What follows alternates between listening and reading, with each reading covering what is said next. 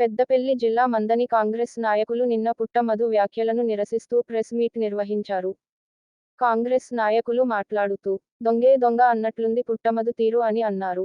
కాంగ్రెస్ ప్రభుత్వం వచ్చి 4 నెలలు గడిచిన కాలంలో ఇసుక క్వారీలకు అనుమతులు ఇవ్వలేదు. ఇన్ని సంవత్సరాలు రోడ్ల గురించి మాట్లాడని నీవు ఇప్పుడు వచ్చి రోడ్లు హెవీ లోడ్తో డ్యామేజ్ అవుతున్నాయని మాట్లాడడం విడ్డూరంగా ఉందని అన్నారు. గత ప్రభుత్వంలో నాణ్యత లేని రోడ్లు వేసి డబ్బులు దండుకున్నది నీ దగ్గర బంధువులే కాంట్రాక్టర్లు. 10 సంవత్సరాలుగా మీ బీఆర్ఎస్ పార్టీ అధికారంలో ఉన్నప్పుడు అక్రమంగా వసూళ్లకు పాల్పడ్డావు. ఇప్పుడు ఆ కమిషన్లు రావడం లేదని రోడ్డు మీదకు వచ్చి నీ అక్కసు వెళ్ళగక్కుతున్నావు. మీ రోడ్ల మీదకి వచ్చి రోడ్ల మీద ఇసుక లారీల ద్వారా గుంతలు పడ్డాయి అని చెప్పి ఏదో జరిగిపోతుందని వారు ఆరోపణలు చేయడం జరిగింది. కాంగ్రెస్ పార్టీ అధికారంలోకి వచ్చి 4 నెలలు అయితే ఉంది. ఈ 4 నెలల కాలంలో ఏ ఒక్క ఇసుక క్వారీకి కూడా కాంగ్రెస్ పార్టీ అనుమతి ఇవ్వలేదు. మీ ప్రభుత్వంలోనే ఇక్కడ ఉన్నటువంటి ఇసుక క్వారీలకు అనుమతులు వచ్చినాయి. మీ పర్యవేక్షణలే ఇక్కడ ఉన్నటువంటి మీ కనుసంధానలే ఓవర్లోడ్ లారీలు కానీ దొంగ లారీలు కానీ మీ కనుసంధానలే జరిగింది. మీరే ఇక్కడ ఉన్నటువంటి ఇసుకను అక్రమంగా అమ్ముకొని సొమ్ము చేసుకున్నారు.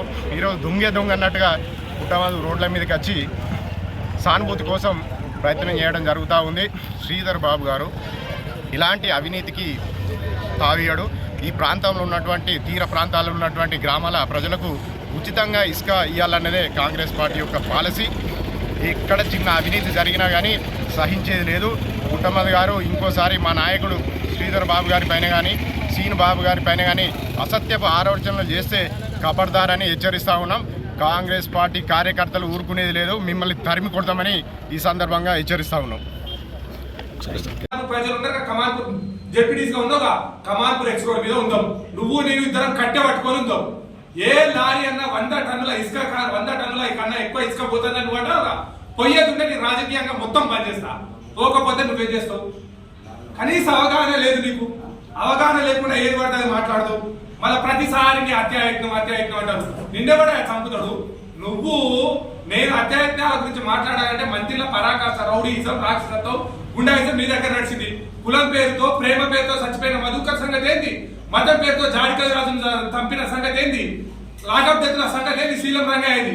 వామరావు దంపతుల సంగతి ఏంది? బిడ్డ ఇవన్నీ తీస్తాం.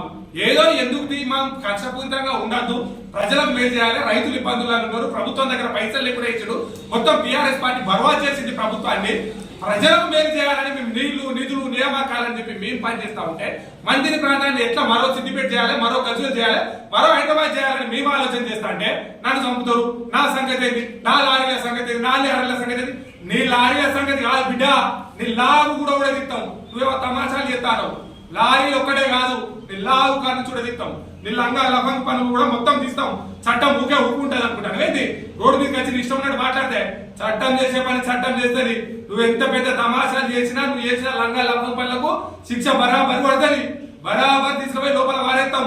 నీ లారీల సంగతి చెప్తాం, నీ లఫంగి సంగతి చెప్తాం. పిచ్చి పిచ్చేసారైతే నీ లాగు కూడా ఉడవిస్తాం.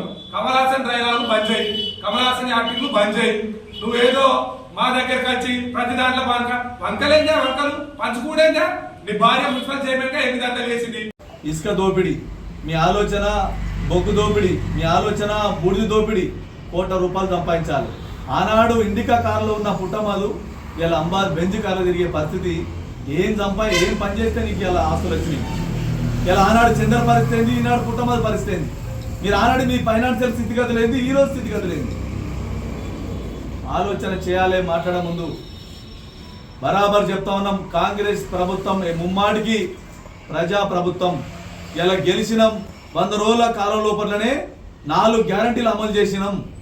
ఇలా ఉచిత మహిళా సంబంధించి బస్సు పాస్ కానీ, అదేవిధంగా 200 యూనిట్ల కరెంటు కానీ, ₹500 సిలిండర్ కానీ, ₹10 లక్షల ఆరోగ్యశ్రీ కానీ, ఇందిరా మిల్లకు కూడా ప్రపోజల్ పెట్టడం జరిగింది.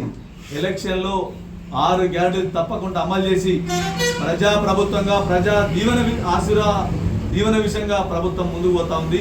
ఏ ఒక్క రోజు మా గౌరవ మంత్రివర్యులు శ్రీధర్ బాబు గారు రెస్ట్ లేకుండా అందరు ఎమ్మెల్యేని సమన్వయం చేస్తూ ఈ ప్రాంతంలో పనిచేస్తూ ఉన్నారు. ఇలా మీరు అవాకులు చెవాకులు పేలి మొన్ననే మీటింగ్లో రామగుండం కాన్ఫరెన్స్ మీటింగ్లో చెప్పడం జరిగింది. నిన్న మంత్రి మీటింగ్లో చెప్పడం జరిగింది. ఈ ప్రాంతానికి పత్తిపాక రిజర్వేయర్ చేస్తాం.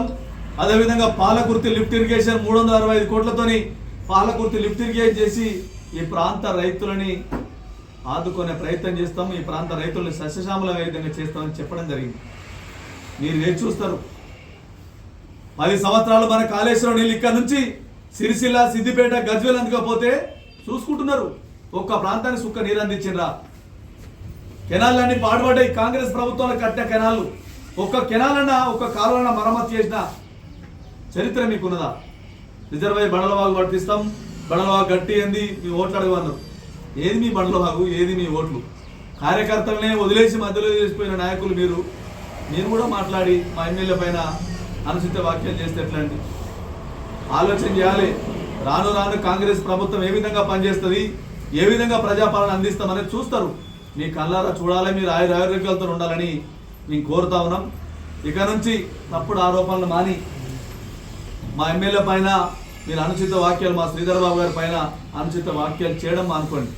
శ్రీధర్ బాబు గారి చరిత్రకు వస్తే శ్రీధర్ బాబు అంటే ఒక అభివృద్ధి, శ్రీధర్ బాబు అంటే JNTU కాలేజ్, శ్రీధర్ బాబు అంటే పాలిటెక్నిక్, డిప్లొమా, ఇంజనీరింగ్, అదేవిధంగా అనేక డిగ్రీ కాలేజీలు, జూనియర్ కాలేజీలు, పేద కుటుంబాలకు సంబంధించిన పిల్లలు ఉన్నత స్థాయి ఉద్యోగాలు సంపాదించాలని లక్షల రూపాయలు వెచ్చించి ఆయన జీతంలోకి వెళ్ళి ఇలా ఎంతోమంది పిల్లలకు ఫ్రీ కోచింగ్లు ఏర్పాటు చేసి ఉద్యోగాలు వచ్చే విధంగా ప్రయత్నం చేస్తూ ఉన్నారు.